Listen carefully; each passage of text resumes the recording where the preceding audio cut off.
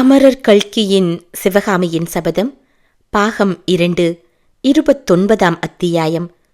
பானை தெப்பம். சுகரின் வரவேற்பு குரலை கேட்டதும் மாமல்லரின் முகத்தில் புன்னகையின் சாயல் தோன்றியது.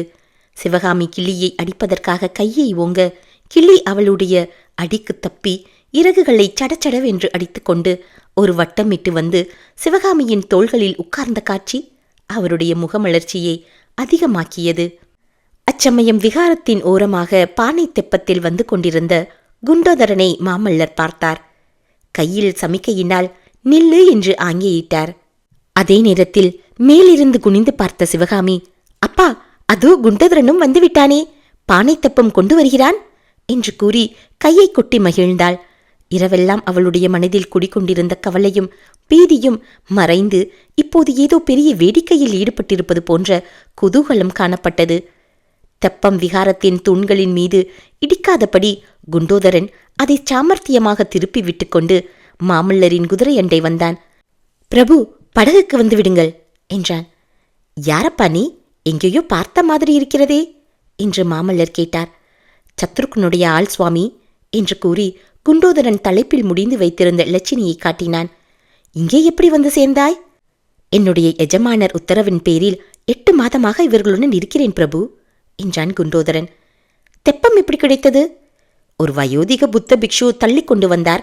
அவரை வெள்ளத்தில் நான் தள்ளிவிட்டு இதை கொண்டு வந்தேன். பிக்ஷுவையா வெள்ளத்தில் தள்ளினாய்? அடப்பாவி, ஏன் அப்படிப்பட்ட காரியத்தை செய்தாய்? தெப்பத்தில் அவருக்கு இடம் காணாதென்றுதான். தங்களையும் சேர்த்து கணக்கு பண்ணி பிக்ஷுவுக்கு இடம் காணாதென்று பிடித்து தள்ளினேன். நான் வருவேன் என்று எப்படி தெரியும்? அது கூட தெரியாவிட்டால் மகேந்திர பல்லவரின் ஒற்றர் படையிலே இருக்க முடியுமா பிரபு? மாமல்லர் குதிரையின் முதுகிலிருந்து தாவி பானை தெப்பத்தில் வெகு லாவகமாக ஏறிக்கொண்டார். பிறகு குதிரையின் முகத்தை 2 தடவை தடவி கொடுத்து அருமை ததும்பிய குரலில், தன்னஞ்சையா, எங்கேயாவது ஓடி தப்பி பிழைக்கப்பார், கடவுள் உன்னை காப்பாற்றுவார் என்று கூறினார். உடனே தனஞ்செயன் என்னும் அந்த குதிரை வெள்ளத்தில் வேகமாக நீந்திக் கொண்டு மரங்கள் 2 வரிசையாக தண்ணீருக்கு மேலே தலை நீட்டிக் கொண்டிருந்த சாலையை நோக்கிச் சென்றது. குண்டோதரனும் மாமல்லரும் பானை தெப்பத்தை பத்திரமாக செலுத்திக் கொண்டு விகாரத்தண்டை சென்றார்கள். மேல் மச்சில் இருந்தவர்களை தெப்பத்தில் இறக்குவதற்கு வெகு பிரயாசையாக போய்விட்டது.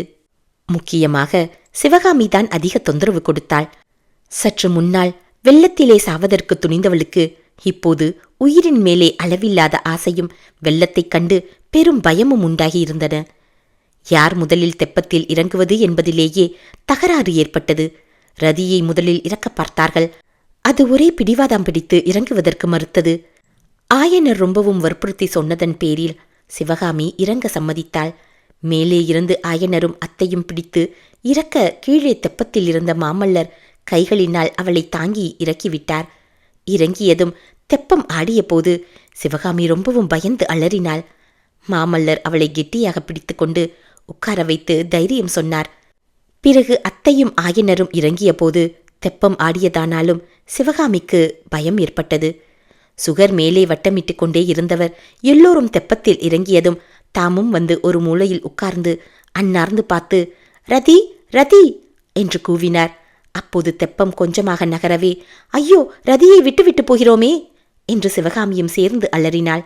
ரதி மேலே இருந்து ஒரே தாவாக தாவி தெப்பத்தில் குதித்தது. அதனுடைய முன்னங்கால் ஒன்று தெப்பத்துக்கு அப்பால் தண்ணீருக்குள் இறங்கிவிடவே மறுபடியும் சிவகாமி ஐயோ என்று கூச்சலிட்டாள்.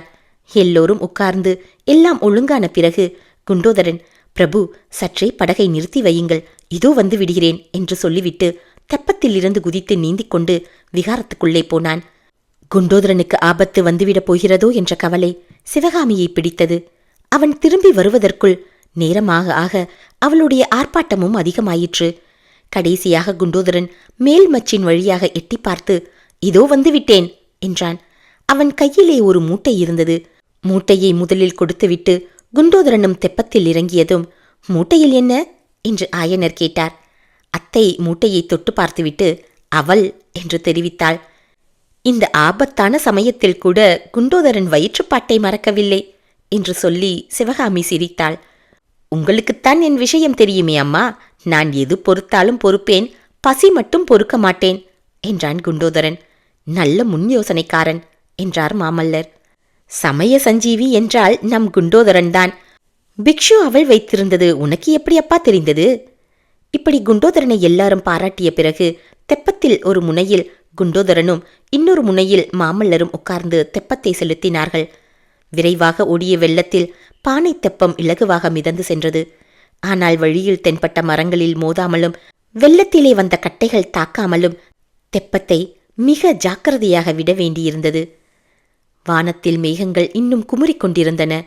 காற்றின் வேகம் குறைந்து போயிருந்ததென்றாலும் லேசாக அடித்த காற்று உடம்பில் சில்லென்று பட்டது. அவ்வப்போது நீர்த்துளிகள் கிளம்பி சுரீர் என்று மேலே விழுந்தன. சற்று நேரத்திற்கெல்லாம் சிவகாமியின் பயம் பறந்துவிட்டது. குதூகலமாய் சிரிக்கவும் விளையாடவும் ஆரம்பித்து விட்டாள். இப்படியே தெப்பத்தில் எத்தனை நாள் போய்க் கொண்டிருப்போம் என்று அவள் மாமல்லரை பார்த்து கேட்டாள். ஏன், கஷ்டமாயிருக்கிறதா என்றார் மாமல்லர்.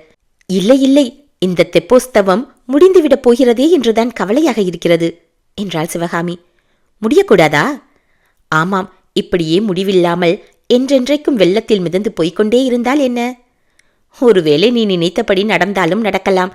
இந்த வெள்ளம் நேரே சமுத்திரத்தில் போய்தான் சேரும். தெப்பமும் சமுத்திரத்துக்கு போய்விட்டால் முடிவே இல்லாமல் மிதந்து கொண்டிருக்கலாம் அல்லவா? ஒன்று மட்டும் சந்தேகமாயிருக்கிறது. என்ன சந்தேகம் சிவகாமி? இதெல்லாம் கனவா உண்மையா என்றுதான். கனவு என்பதாக ஏன் உனக்கு தோன்றுகிறது? இம்மாதிரி தெப்பத்தில் ஏறி முடிவில்லாத வெள்ளத்தில் மிதந்து செல்வதாக அடிக்கடி நான் கனவு காண்பதுண்டு. அதனாலே தான் இதுவும் ஒருவேளை கனவோ என்று சந்தேகப்படுகிறேன். இந்த மாதிரி சம்பவம் ஒரு நாள் நேரிடக்கூடும் என்று நான் எப்போதும் எண்ணியது கிடையாது. ஆகையால் எனக்கு இது கனவோ என்று சந்தேகமாயிருக்கிறது. ஆனால் என்னுடைய கனவிற்கும் இப்போது நடப்பதற்கும் ஒரு வித்தியாசம் உண்டு. கனவில் நான் காணும் படகிலே நானும் இன்னும் ஒரே ஒருவரும்தான் இருந்தோம். இந்த படகிலே பலர் இருக்கிறோம். அந்த ஒருவர் யார்? சொல்ல மாட்டேன். பொழுது சாயும் சமயத்தில் கொஞ்ச தூரத்தில் பூமியும் பாறைகளும் மரங்களும் அடங்கிய காட்சி காணப்பட்டது. எப்போது முடிவில்லாமல் தெப்பத்தில் போய்க் கொண்டிருக்க ஆசைப்பட்ட சிவகாமிக்கு கூட அந்த காட்சி ஆனந்தத்தை அளித்தது. ஒவ்வொருவரும் தத்தம் மகிழ்ச்சியையும் திருப்தியையும் பலவிதமாக தெரிவித்தார்கள். குண்டோதரனுடைய முகத்தில் மட்டும் மலர்ச்சி காணப்படவில்லை. குண்டோதரா, இது என்ன இடம் தெரியுமா? இங்கே நாம் இறங்க வேண்டியதுதானே என்றார் மாமல்லர். ஆம் பிரபு, இறங்க வேண்டியதுதான். ஆனால் தீவின் ஓரமாக வெள்ளத்தின் வேகம் கடுமை என்று தோன்றுகிறது. பாறைகள் வேறே இருக்கின்றன என்றான் குண்டோதரன். தெப்பத்தை அவர்கள் அத்தீவை நோக்கி செலுத்த வேண்டிய அவசியம் ஏற்படவில்லை. தானாகவே வெள்ளத்தின் இழுப்பில் அகப்பட்டு தெப்பம் தீவை நோக்கி சென்றது. தீவை நெருங்க நெருங்க அதன் வேகம் அதிகமாயிற்று. கரையோரமாக நின்ற சிறு சிறு பாறைகள் தெப்பத்தில் இருந்தவர்களின் கண்களுக்கு பிரம்மாண்ட மலைகளாக தோன்றின. 29ஆம் அத்தியாயம் நிறைவு பெற்றது. 30ஆம் அத்தியாயம் மாமல்லர் யூகம். பாறைகளின் மீது மோதாமல் தெப்பத்தை தீவின் ஓரமாய் செலுத்துவதற்கு குண்டோதரனும் மாமல்லரும் தங்களால் ஆன மட்டும் முயற்சி செய்தார்கள். ஆனால் தெப்பம் நீரை பாறையில் மோதுவதற்கே போவது போல் அதிவேகமாக போயிற்று. தெப்பத்தில் இருந்தவர்கள் செத்தோம் என்று தீர்மானித்தார்கள். சுகபிரம ரிஷி அலறிக்கொண்டு பறந்து போய் பாறையில் உட்கார்ந்து கவலையுடன் பார்த்தார். தெப்பம் பாறையில் மோதிற்று. பானைகள் சடசடே என்று உடைப்பட்டன. மூங்கில்கள் நரநரவென்று முறிந்தன. தெப்பம் ஒரு சுற்று சுற்றிவிட்டு தபதவென்று தண்ணீரில் மூழ்கிற்று. பாறையிலே தெப்பம் மோதப்போன சமயத்தில் சிவகாமி ஆ என்று சத்தமிட்டு கொண்டு படகில் எழுந்து நிற்க முயன்றாள். அடுத்த கணத்தில் அவள் தூக்கி தண்ணீரில் எறியப்பட்டாள். கண் முன்னால் 1000 மின்னல்களின் ஒளிபோல் பிரகாசமாயிருந்தது. அப்புறம் ஒரே இருள்மயமாயிற்று. காதில் நொய் என்ற சத்தம் ஒலித்து கொண்டிருந்தது. வெகு நேரமாக தோன்றிய உணர்ச்சியற்ற நிலைக்கு பிற்பாடு ஏதோ உணர்ச்சி உண்டாவது போல் இருந்தது. கால் விரல்களிலே மணல் தட்டுப்படுவது போல் தோன்றியது. பானை தெப்பத்தில் ஏறி வந்தது, தெப்பம் பாறையிலே மோதப்போனது முதலிய விவரங்கள் ஒரு கணத்தில் ஞாபகத்துக்கு வந்தன. உடனே தான் தண்ணீருக்குள்ளே மூழ்கியிருப்பதும் மூச்சு விடுவதற்கு கஷ்டப்படுவதும் உணர்வில் தோன்றியது. ஆகா, மாமல்லரும் மூழ்கியிருப்பாரல்லவா? 2 பேரும் சேர்ந்துதானே வெள்ளத்தில் மூழ்கினோம். ஒருவர் கையை ஒருவர் பிடித்து கொண்டு செத்துப்போகக்கூடாதா என்ற எண்ணம் மின்னல் போல் உதித்தது. அதே கணத்தில் ஒரு கரம் அவளுடைய கரத்துடன் தட்டுப்பட்டது. மறுகணத்தில் அந்த கரம் அவளுடைய கையை பற்றியது. ஆகா, அது மாமல்லரின் உறுதியான கரம்தான். சந்தேகமில்லை, நமது கடைசி மனோரதம் உண்மையிலேயே நிறைவேறப் போகிறதா? சண்டையும் சூழ்ச்சியும் வஞ்சகமும் கொடுமையும் நிறைந்த இவ்வுலகை விட்டு நீங்கி சொர்க்கலோகத்தில் புகும்போது தானும் மாமல்லரும் கைகோத்து கொண்டு போகப் போகிறோமா? இதென்ன, கால் நன்றாய் ஊன்றுகிறதே! இதோ கூழாங்கற்கள் காலில் தட்டுப்படுகின்றனவே! இதோ திடீரென்று வெளிச்சம்! தண்ணீர் வரவர கீழிறங்கி கழுத்து மட்டுக்கும் வந்து மார்பு மட்டுக்கும் வந்து பிறகு இடுப்பு மட்டுக்கும் வந்துவிட்டது. ஆனால் பிரவாகத்தின் வேகம் மட்டும் குறையவில்லையாதலால் சிவகாமியை உருட்டி தள்ள பார்த்தது. அதோடு மூக்கிலிருந்தும் வாயிலிருந்தும் தண்ணீர் கொட்டியபடியால் சிறிது நேரம் மிக்க வேதனையாயிருந்தது. இவ்வளவு அவஸ்தைகளுக்கிடையில் தன் கரத்தை மாமல்லர் கெட்டியாக பிடித்துக்கொண்டு நிற்பதையும் தன்னைப் போலவே ஆயனர், குண்டோதரன், அத்தை எல்லோரும் வெள்ளத்தின் வேகத்தினால் தடுமாறிக் கொண்டிருப்பதையும் சிவகாமி கண்டாள். சுகர் வட்டமிட்டு கொண்டு கீச் கீச் என்று கத்துவதையும், ரதி எப்படியோ வெள்ளத்திலிருந்து பிழைத்து கரை மீதிருந்த பாறையில் தலையை வைத்துக்கொண்டு ஏற முடியாமல் கால்களை உதைத்துக் கொள்வதையும் பார்த்தாள். பானை தெப்பம் மோதிய இடத்தில் வெள்ளத்தின் வேகத்தினால் பெரிய பள்ளம் ஏற்பட்டிருந்தது. ஆனால் அடுத்தாற்போல் சமீபத்திலேயே ஆழம் குறைந்து தண்ணீர் மேட்டுப்பாங்கான இடத்தில் பரவி பறந்து சென்றது. இக்காரணத்தினால் எல்லாரும் தப்பி பிழைப்பது சாத்தியமாயிற்று. எல்லாரும் தட்டு தடுமாறி கரை ஏறியானதும் ஐயோ போச்சே என்றான் குண்டோதரன். மற்றவர்கள் திடுக்கிட்டு அவனை பார்த்தார்கள். என்ன போய்விட்டது என்று ஆயனர் கேட்டதும் அவள் மூட்டை போச்சே என்றான். சற்று நேரம் எல்லாரும் கொல்லென்று சிரித்தார்கள். பிறகு புருஷர்களும் ஸ்திரீகளும் துணிகளை பிழிந்து உலர்த்தி கட்டிக்கொள்வதற்காக வெவ்வேறு திசை நோக்கிச் சென்றார்கள். குண்டோதரனும் குமார சக்கரவர்த்தியும் ஒரு பக்கமாக போனபோது, குண்டோதரா, அவள் மூட்டை போனதை பற்றி அழுகிறாயே, தெப்பம் போய்விட்டதே, அதற்கு என்ன செய்கிறது என்று மாமல்லர் கேட்டார். பிரபு, நல்ல வேளையாக இந்த பாறை பிரதேசத்தில் தெப்பம் மோதி கவிழ்ந்ததே என்று எனக்கு சந்தோஷமாயிருக்கிறது. இல்லாவிடில் கடலில் போய்தான் சேர வேண்டும். சமுத்திர அலைகளிலே இந்த பானை தெப்பம் என்ன செய்யும் என்றான் குண்டோதரன். இருந்தாலும் தெப்பத்தையும் காப்பாற்றியிருக்கலாம். நீ மட்டும் இன்னும் கொஞ்சம் லாவகமாய் கழி போட்டிருந்தால். அப்படி அவசியம் வேணுமென்றால் அதோ கிராமம் தெரிகிறதே, அங்கே பானைகள் சம்பாதித்து தெப்பம் கட்டிக்கொள்ளலாம். பிரபு, ஆனால் இப்போது தெப்பம் எதற்கு? இந்த வெள்ளம் அடங்குகிற வரையில் இங்கேயே இருப்பதுதான் நல்லது. அழகுதான் குண்டோதரா. என் சைனியத்தை எங்கேயோ விட்டுவிட்டு நான் இங்கே இருக்க வேண்டுமென்றா சொல்கிறாய்? இவர்களை ஒரு பத்திரமான இடத்தில் சேர்த்தவுடனே நாம் இதே தெப்பத்தில் புறப்படலாம் என்று எண்ணியிருந்தேன். புறப்பட்டு என்ன பிரயோஜனம் பிரபு? இந்த பெரு வெள்ளத்தில் எங்கே போகிறது, என்ன செய்கிறது? சைனியம் தாங்கள் விட்ட இடத்திலேயே இருக்குமா? தென்பண்ணை கரையெல்லாம் இப்போது ஒரே வெள்ளக்காடாயிருக்குமே. அதனால்தான் அவசியம் நான் போக வேண்டும். பரஞ்சோதியும் மற்றவர்களும் என்னை பற்றி என்ன நினைப்பார்கள்? என்ன நினைப்பார்கள்? தாங்கள் பத்திரமாய் இருக்க வேண்டுமே என்றுதான் நினைப்பார்கள். அவர்களை பற்றி தங்களுக்கு சிறிதும் கவலை வேண்டியது இல்லை. ஏறி உடைந்து கொண்ட செய்தி அவர்களுக்கு நல்ல சமயத்தில் போய் சேர்ந்திருக்கும். துணிகள் உலர்ந்து கொண்டிருக்கையில் குண்டோதரன் தன்னுடைய வரலாற்றை மாமல்லருக்கு விவரமாய் கூறினான். நாகநந்தி விஷயமாக ஆதியல் சக்கரவர்த்திக்கு சந்தேகம் ஏற்பட்டு அதன் பேரில் ஆயனர் வீட்டுக்கு சத்ருக்னர் தன்னை காவல் போட்டதில் தொடங்கி முதல் நாள் இரவு நாகநந்தியை தொடர்ந்து ஏரிக்கரைக்கு போய் அவருடன் துவந்த யுத்தம் செய்தது வரையில் விவரித்தான். அப்போது ஒரு அதிகார குரல் தன்னை எச்சரித்ததையும் அதன்படியே தான் திரும்பி வந்து வயோதிக புத்த பிக்ஷுவை வெள்ளத்தில் தள்ளிவிட்டு தெப்பத்தை கைப்பற்றிக் கொண்டு வந்ததையும் விவரமாக கூறி முடித்தான். குண்டோதரன் கூறியதெல்லாம் கேட்டு மகேந்திர பல்லவரின் முன் யோசனையிலும் ராஜதந்திரத்திலும் மாமல்லருக்கு இருந்த மதிப்பு பன்மடங்கு அதிகமாயிற்று. குண்டோதரனுடைய சாமர்த்தியத்தை பற்றியும் அவர் மிக வியந்து பாராட்டினார். ஆனால் நீ அந்த வயோதிக பிக்ஷுவை தெப்பத்திலிருந்து தள்ளியது மட்டும் எனக்கு பிடிக்கவில்லை குண்டோதரா. அந்த பாவத்தை ஏன் செய்தாய் என்று கேட்டார். அது பாவம் இல்லை பிரபு, பெரிய புண்ணியம். அவன் புத்த பிக்ஷுவும் இல்லை, ஒன்றுமில்லை. காஞ்சி நகர தெற்கு கோட்டை வாசலில் காவலனாக இருந்தவன் இந்த நாகநந்தியின் வலையில் விழுந்து தேச துரோகியாகிவிட்டான். அவனை வெள்ளத்தில் தள்ளியது போதாது, அவன் தலையில் ஒரு கல்லையும் தூக்கி போட்டிருக்க வேண்டும் என்றான் குண்டோதரன். அப்படியானால் எல்லாவற்றுக்கும் மூல காரணமான நாகநந்தியை ஏன் உயிரோடு விட்டாய்? அவரையும் கொன்று விடுவதற்கென்ன என்று மாமல்லர் கேட்டார். பிரபு, எப்படியும் அந்த நாகப்பாமை கொன்று தீர்த்து விடுவது என்றுதான் எண்ணியிருந்தேன்.